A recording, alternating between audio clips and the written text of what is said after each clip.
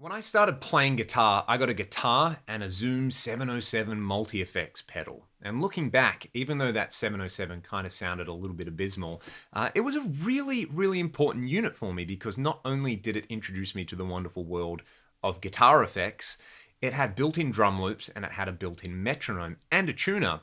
The way I learnt about musical notes was using the tuner on that. The way I learnt how to practice along to music with a metronome was to use the built-in metronome in my 707. It was just such a handy little piece of gear. I could play it with headphones. I could take it with me wherever I wanted to go. And, it wasn't the world's greatest sounding unit, but it kind of worked for what it was. It was also relatively inexpensive. So this thing from NUX, the MG300, kind of reminds me of my old 707 with one major difference. This actually sounds pretty awesome, whereas my old 707 nowadays, it kind of speaks for itself. You can go and watch the video that I did with it recently and decide whether you think it sounds awesome. But this, on the surface, little built-in expression pedal, it has this kind of hardened, I'm guessing it's plastic housing. It doesn't feel like the world's most robust housing. Simple input and then output on the back with an aux in and a USB connection. What I like is there's a kind of little color screen here. You've got a couple of knobs. You've got a built-in drum machine. You've got a built-in looper. So two very handy little practice tools. But then you have amp modeling. IR loading, that's the thing that really, really made me interested to try this out, because if I can bump my own IRs into something, I can generally get what I want out of it. And then it has nearly all of the effect types from NUX's Core and Vertigo series, which if you've seen my demos of some of those products, they sound fantastic. I really, really liked their tape core pedal, their kind of old Roland Space Echo emulation, and that's in here. There's a great sounding Boss CE1 emulation, and there's some of my favorite amps ever modeled, like the Bogner Uberschall, the Marshall JCM 2000, there's a dual rectifier, there's a bunch of Fender amps, and there are some other kind of left field choices. So rather than go over all the features on the hardware, let's just plug it into the computer. We'll use the software editor. I'm just going to see what kind of tones I can pull out of this. This isn't going to be an overview of the functionality or anything. I'm just going to plug in, have some fun, see if I can get some sounds that I like out of this unit. And, unlike my old 707, this is probably something you could use on recordings and use to gig with. Oh, by the way, it's a USB interface as well.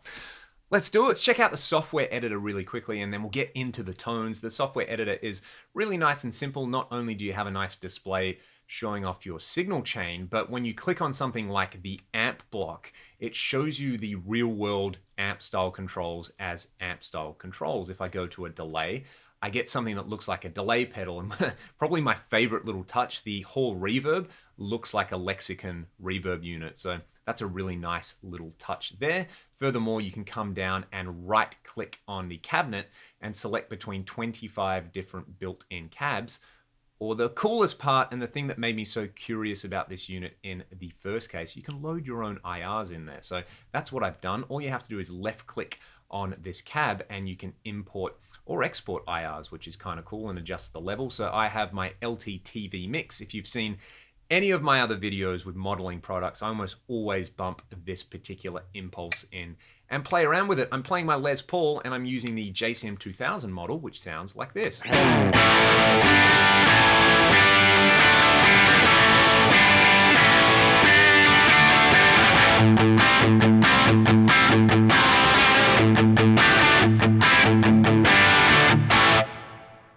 That sounds really good, doesn't it? That kind of sounds like a DSL, and that's where I would normally set a DSL. So that's kind of cool. I'll just bring the level on this reverb down a little bit. So let's do that, and we'll go back to the amp, maybe bump the gain up just a little bit.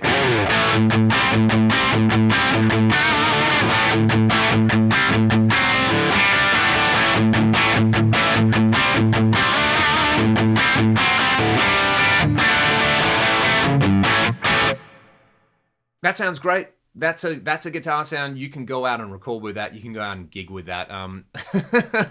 That's amazing. Let's add some more effects. Let's put this delay on. So this is a panning delay, which sounds like this. And that's bouncing around in stereo, which is really nice.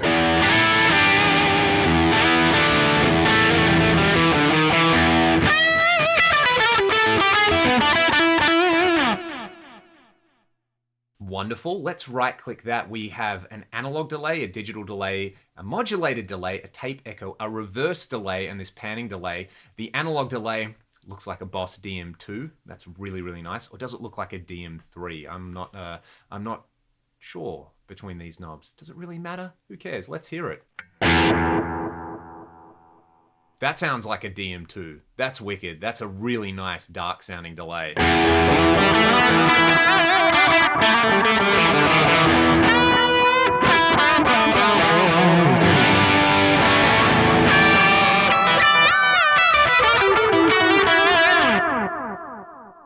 All right, I would probably go for a longer delay time, less level, and I'll bring the intensity down just like I would on the real pedal. And let's go over here in this effects block. Let's drop in, I don't know, a tube screamer, and we will bring the drive down, the level and the tone up. Let's have a listen to this now. I should have a pretty sweet lead sound.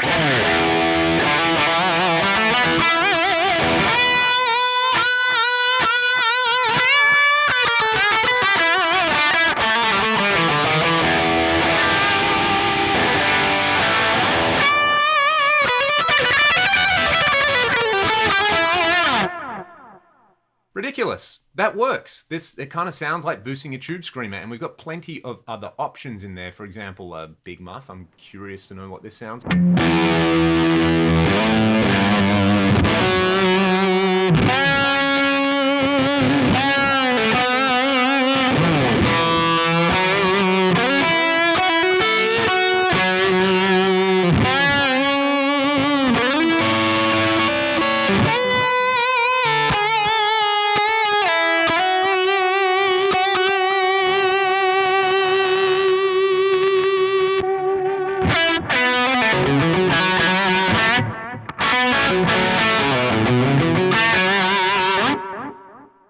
I'm guessing this one's like a JHS Morning Glory or something like that. So there's some cool options in there. Let's hear the modulation section because we've got chorus, vibrato, detune. Who doesn't like detune?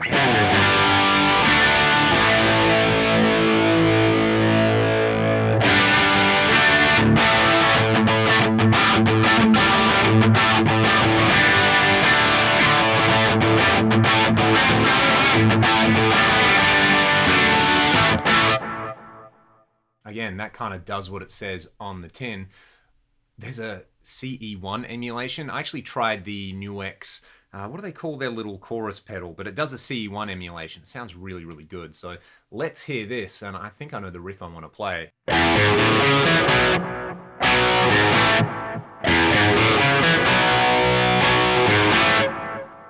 That sounds nice. I'm just going to bring this chorus intensity up a bit.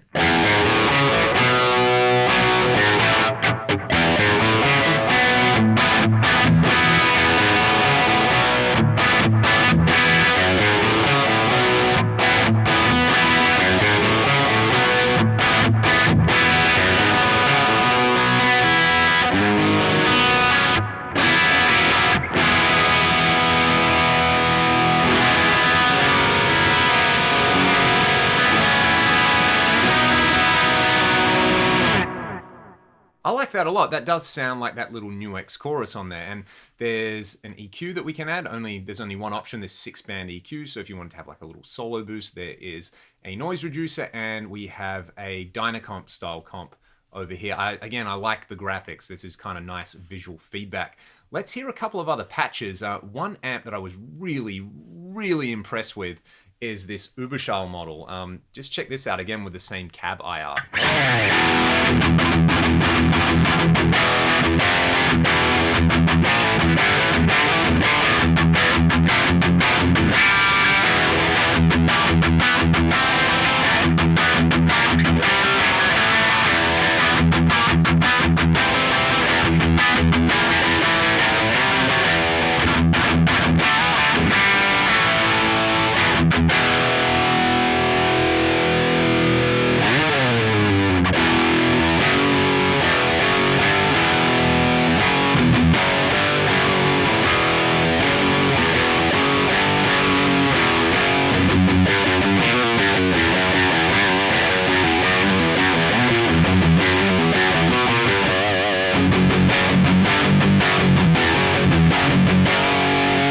That's really, really quite impressive. I like that it doesn't fall apart when the gain is really high, or we could do the kind of classic pre-boost with something like the Tube Screamer. Again, level all the way up, drive all the way down, and I'll crank the tone. This is pretty cool.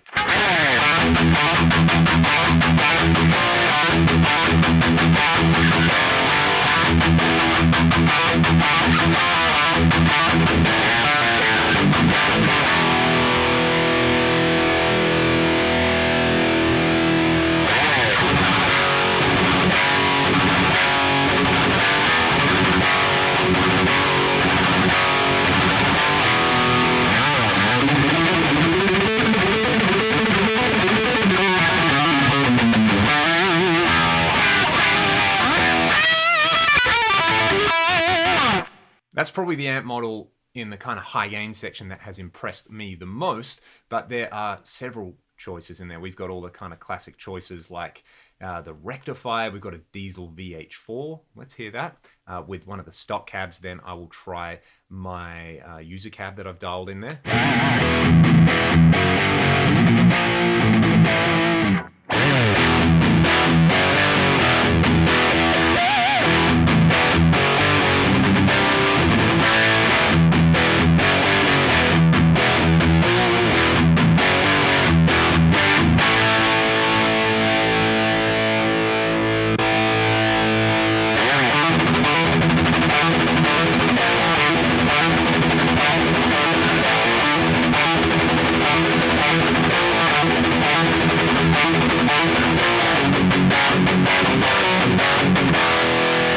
I like that, not as much as I like the Uber, and of course we've got to test out the dual rectifier. There's a Friedman in there as well. I'll go with this kind of not factory cab, user cab that I bumped in there. On a real recto, I would bring the bass down and the gain down a little bit. I would boost it naturally because they're kind of flub machines. Let's add the noise reducer in there. That kind of takes some of that hiss out.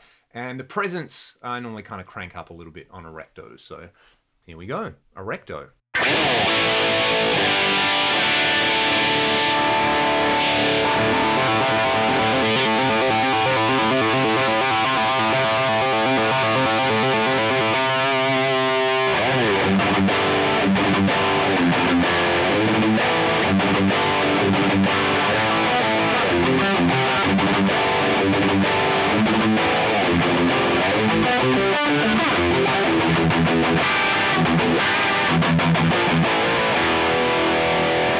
Not too bad. Again, I think I really like that Uberschall. Let's go to something not super clean, but a little bit clean. The kind of edge breakup sort of amp, if you like, that impressed me the most was this Buddha in there. And I've got the old Morning Glory on there. Let's turn that off. I've got a little bit of this tape echo going on and a bit of that hall reverb with a very slight kind of mid bump in the EQ and a little bit of high and low end roll off. Check this out. This is pretty sweet.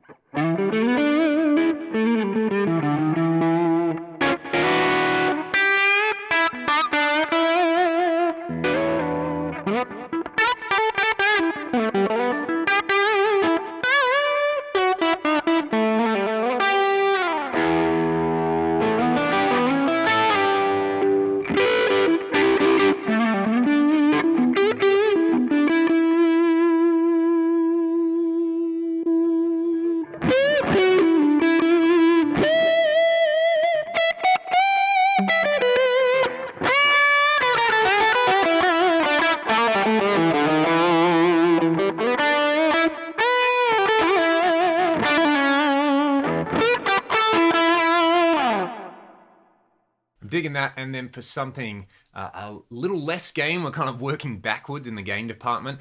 Just a straight up AC15 has that swampy thing going on.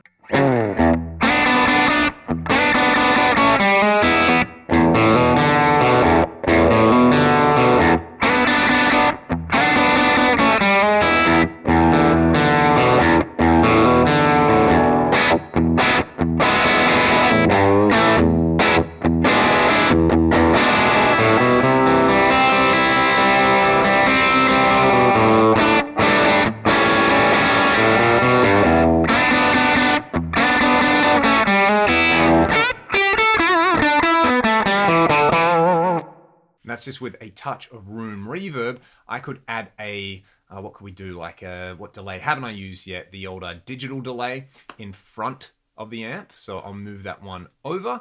Let's do that.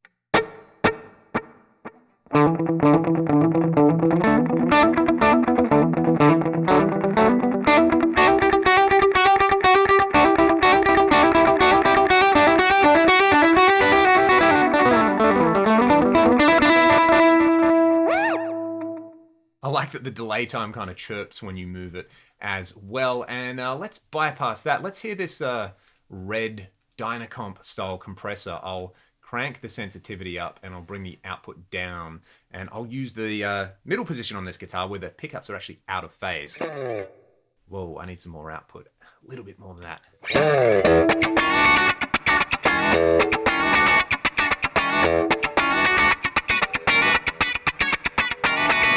Not the world's greatest guitar sound, but it kind of works in that context.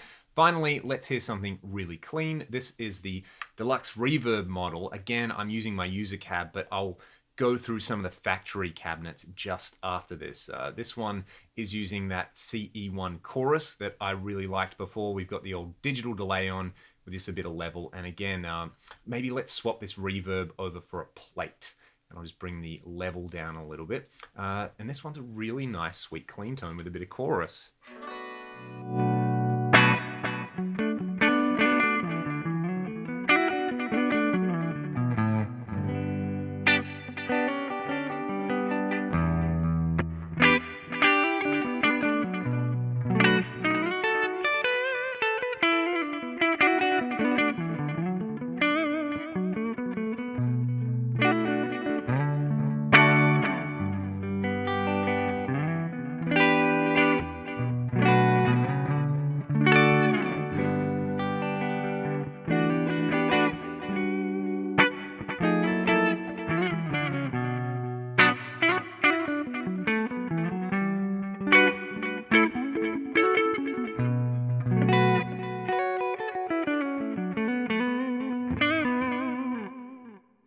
So that one's particularly nice and sweet and clean.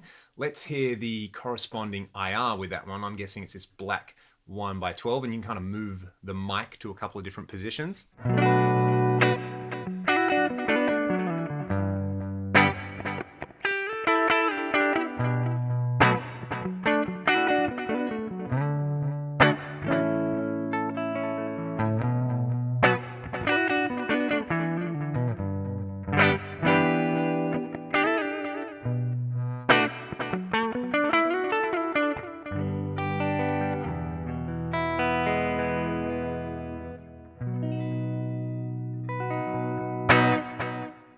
And that one's really nice. I apologize for my really crummy R&B chops there as well, but that one is really nice for that kind of sensitive style of playing. On top of all of this, we've got the looping function and the built-in drum machine. There's a metronome. Metronome is probably, again, along with the user cab feature, having a metronome in something, if I'm going to have a little practice solution like this, is really, really important. But having the drum loops in there, having the looper function as well is really, really good. John Cordy did a great video where he's just jamming over a loop he made with some of the built-in drum tracks. So rather than me embarrass myself and try to do something like that, just go and check out John Cordy's video, because John Cordy is amazing. And John Cordy, if you're watching this, I love you, John Cordy. Your playing is just fantastic, and the tones you pull, God tier. So go and check out John Cordy's channel if you want to hear some more of that. I watched that before this and I was like, I am definitely not going to play with the looper, because I think he kind of knocked it out of the park with that one. So anyway, there's some tones. You know, we're running at like close to 20 minutes now, and for 170 US dollars, yeah, it's plasticky. Yeah, there's not a whole lot of controls on the front panel, but hook it up to an editor. Sit there, if you want to chuck some headphones on, if you want to dial in your tones and then throw it in your travel bag or something. It's pretty ridiculous what 170 US dollars gets you nowadays. All these tones are really, really usable. Some of them are really good and really inspiring, and the quality of the effects is awesome. Like that CE1's really nice, the DM2 emulation. Yeah, this is so much better than my old Zoom 707. I wish I had this when I was starting out playing guitar. So who is this for? That's the real burning question here. And I've seen a few people on a couple of other videos ask the person making the video to compare it to similar offerings from similar companies like Mua, or even products like the Line 6 Podgo or the Fractal FM3. So an FM3, this ain't. The I/O is fairly limited on this, so I would really kind of hesitate to compare it to something like the Mua GE series, which gives you a little bit more flexibility with the ins and outs. I mean, there's no MIDI capability. There's kind of none of those features. And the way this is built kind of screams to me that it's not really designed to be put on like a kind of tour-ready pedal board or something like that. In their marketing spiel, NUX claim that kind of dollar for dollar, pound for pound, the feature set on this is, you know, the most impressive when you look at it from that purely dollar to feature value proposition. And, you know, in that case, I wouldn't necessarily disagree with that. I think for $170 US, the effects sound really good. Like that CE1 emulation, that DM2 emulation, really, really nice. The JCM 2000, you know, probably doesn't sound exactly like my real JCM 2000, but it sounds good enough to go and make some music with and to have some fun with. And ultimately, this is, you know, look at it. It is really, really small. It's cute. It's compact. And if you were looking to buy a beginner guitar player their first multi-effects, this is incredible value. They're going to get so much use out of this. The looper, the drum machine, the computer connectivity, all that kind of stuff. As a beginner's product, this absolutely nails it. But I think the kind of little killer app about this that is going to make it attractive to intermediate players and even professional players is the fact that you can load your own IRs. That is the make or break function on this. And I think that is kind of what makes it. Whereas other units at this kind of price point, or older generation units, you know, they were really hindered by the cabinet simulation, but not so much in this case. So, I mean, you heard it.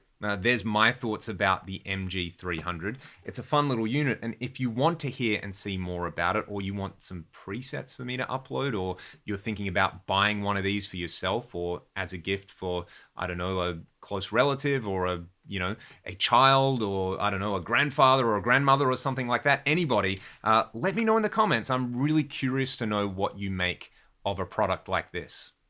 Until then, take care of yourselves, be good to one another, stay safe. I'll see you next time. Thanks for watching.